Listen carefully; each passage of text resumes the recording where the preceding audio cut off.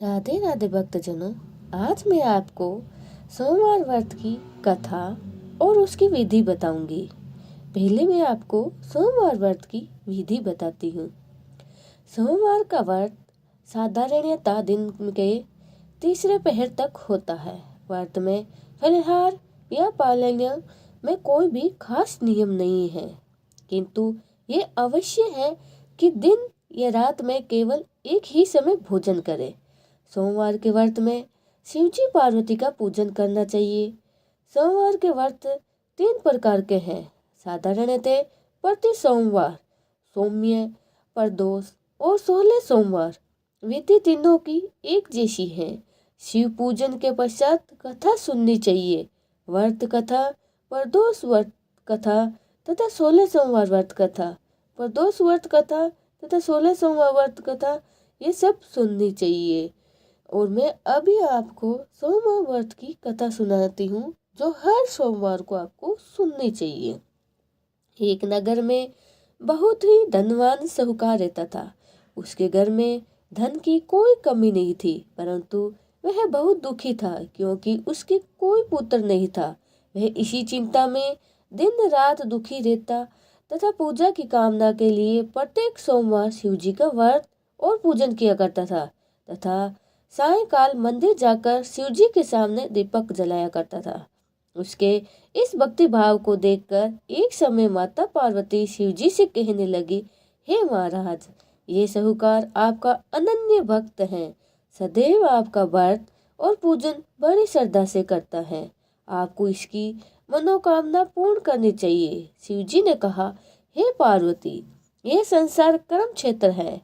किसान खेत में जैसा बीज बोता है वैसी ही फसल काटता है।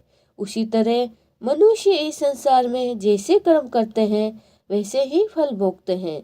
माता पार्वती ने अत्यंत आग्रह किया, हे महाराज, जब यह आपका अनन्य भक्त है और अगर इसको किसी प्रकार का दुख है तो आपको उसका दुख अवश्य दूर करना चाहिए। आप तो सदैव ही अपने भक्तों पर दयालुता होते हो और उनके दुखों को दूर करते हो।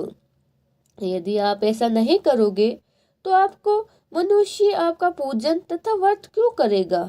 माता पार्वती का ऐसा आग्रह देखकर शिवजी कहने लगे, हे पार्वती, मैं इसके कोई पुत्र नहीं है। इसी चिंता में यह अति दुखी रहता है। इसके भाग्य में भी पुत्र होने पर भी नहीं है। मैं इसको पुत्र की प्राप्ति करने का वर भी दे दूं, इसके भाग्य में पुत्र न होने की है, परंतु वह पुत्र केवल 12 वर्ष तक ही जीवित रहेगा, जो मैं इसको वरदान के रूप में दूंगा। उसके पश्चात उसकी वो अपनी मृत्यु को प्राप्त हो जाएगा।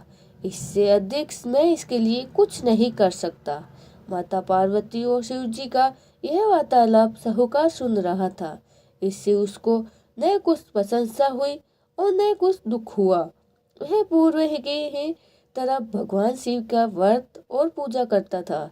कुछ समय पश्चात साहूकार की पत्नी गर्भवती हुई और उसे 10वें महीने में एक अति सुंदर पुत्र प्राप्त हुआ।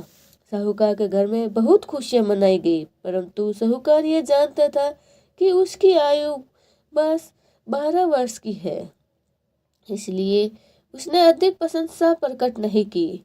किसी को यह वेद बताया भी नहीं। वह बालक 11 वर्ष का हो गया तो बालक की माता उसके विवाह के लिए कहने लगी। साहूकार ने कहा, मैं इसका विवाह नहीं करूंगा, मैं अपने पुत्र को काशी पढ़ने भेजूंगा। साहूकार ने बालक के मामा को बुलाया, उसको बहुत सा धन देकर कहा, तुम इस बालक को काशी पढ़ने के लिए ले जाओ और रास्ते में जिस स्थान पर जाओ वहां यज्ञ भोजन कराते हुए तथा दक्षिणा देते हुए जाओ। जी दोनों मामा भांजे यज्ञ कराते, ब्राह्मणों को भोजन कराते तथा दक्षिणा देते हुए काशी की ओर चल पड़े। रास्ते में उनको एक शहर मिला। उस शहर में राजा की कन्या का विवाह हो रहा था, परंतु जो राजकुमार विवाह कराने के लिए आया था वह एक आंख से काना था। इसके पिता को इस बात की बड़ी चिंता थी कि कहीं राजकुमारी ने देख लिया, राजकुमारी तथा उसके माता पिता ने विवाह करने से मना कर दिया या अड़ गए तो मैं क्या करूंगी। जब उसने अति सुंदर सेठ के बच्चे लड़के को देखा तो मन में विचार किया कि क्यों न द्वारचार के समय इस लड़के का वध किया जाए। उसके ऐसा मन में विचार करके राजकुमार के पिता ने उस लड़के के और उसके मामा के में ये बात की। वह राजी हो गए। फिर उसे साहूकार के लड़के को वर कपड़े पहनाकर तथा घोड़ी पर बिठाकर कन्या के द्वार पर ले गए। सभी कार्य प्रसन्नता से हो गए। राजकुमार के पिता ने सोचा, यदि विवाह कार्य भी इसी लड़के के साथ करा लिया जाए तो इसमें क्या बुराई है।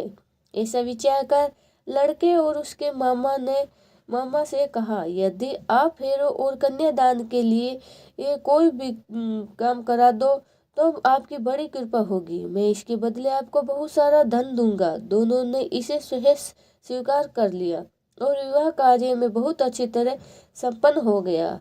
सेठ का पुत्र जिससे समय जाने लगा, उसने राजकुमारी की चुनरी के पल्ले में लिख दिया, तेरा विवाह मेरे साथ हुआ है, परंतु जिस राजकुमार के साथ तुम्हें भेजे जाएंगे वह एक आंख से काना है।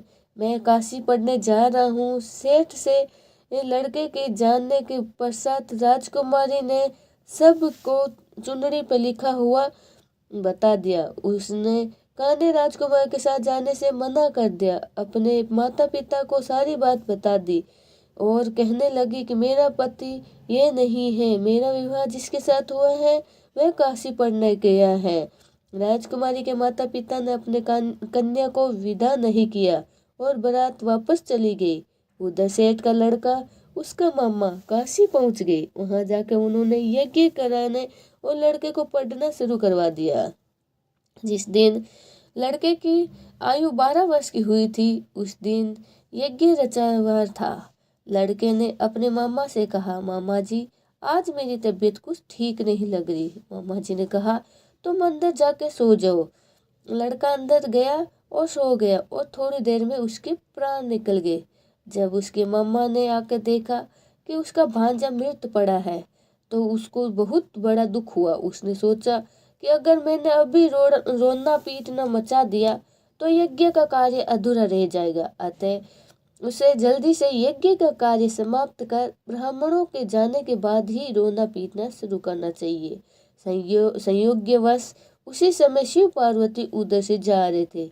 जब उन्होंने जोर जोर से रोने की आवाज सुनी तो पार्वती जी कहने लगी, महाराज कोई दुखियारा रो रहा है, इसके कष्ट दूर कीजिए।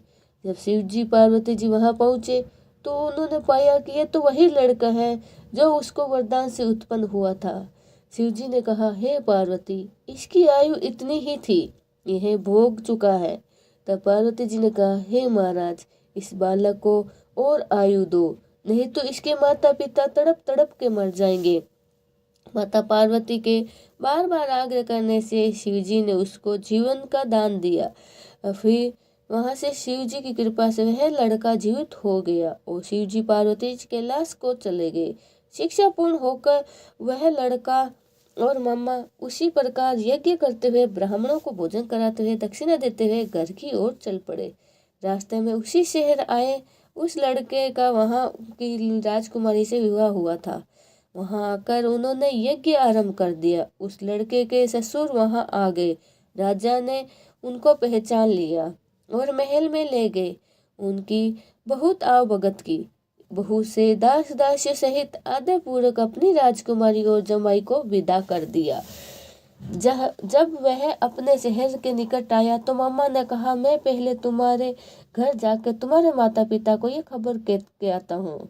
जब लड़के का मामा घर पहुंचा तो लड़के के पिता वो घर की छत पर बैठे थे। उन्होंने ये प्रण रख रखा था कि यदि हमारा पुत्र सकुशल लौटा आया तो हम राजी खुशी नीचे आ जाएंगे, नहीं तो हम छत से गिर के अपने प्राण त्याग देंगे। उस लड़के के मामा ने आके कहा, यह समाचार दिया कि आपका पुत्र आ गया है। उनको विश्वास नहीं हुआ। तब उसके मामा ने शपथ पूर्वक कहा कि आपका पुत्र अपनी पत्नी तथा बहुत सारा धन लेकर आया है। तो सेठ पसंद से भरा उठा और सेठ सेठानी आनंद पूर्वक नीचे आए। बाहर आकर देखा अपने पुत्र तथा उसकी पत्नी का भरपूर स्वागत किया। सभी बड़ी प्रशंसा के साथ रहने लगे। जो कोई सोमवार का व्रत धारण करता है तथा इस कथा को पढ़ता है और सुनता है, उसके सब दुख दूर होकर उसकी समस्त मनोकामनाएं पूर्ण होती है तथा इस प्रकार नाना प्रकार के सुख भोगकर अंत में सदा शिव के लोक में प्राप्त होता है। बोलो शिव शंकर भोले भंडारी की जय हो।